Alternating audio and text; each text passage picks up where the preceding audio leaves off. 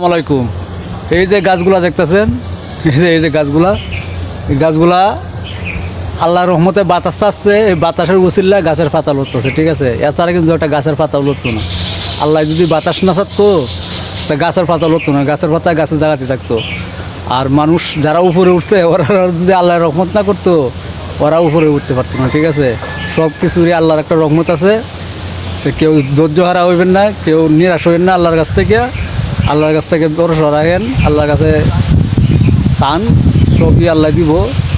মানুষ আল্লাহ কইছে বান্দা আমার কাছে তুমি চাও, না চাইলে কইতে দিব, ঠিক আছে। না চাইলে তো মাও দেয় না, ঠিক আছে না।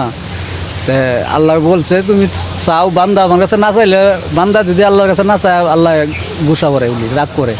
আমার কথা না, মানে আলেমরা মুরব্বীরা কয় মানুষ সৃষ্টি করছি, মানুষ যদি আমার কাছে না চায় তা এর প্রতি বলে আল্লাহ রাগ হয়, ঠিক আছে। তা আল্লাহর কাছে সবাই চাইবেন ভালোভাবে, যেমনি চাওয়া লাগে। এই যে দেন গাছের পাতা কি সুন্দর লড়তেছে, তো এটা আল্লাহর ইশারা না।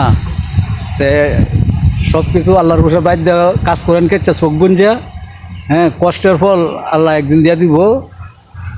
কষ্ট কোনো দিন, গরিবের কষ্ট কোনো দিন বিফলে দেয় না, ঠিক আছে।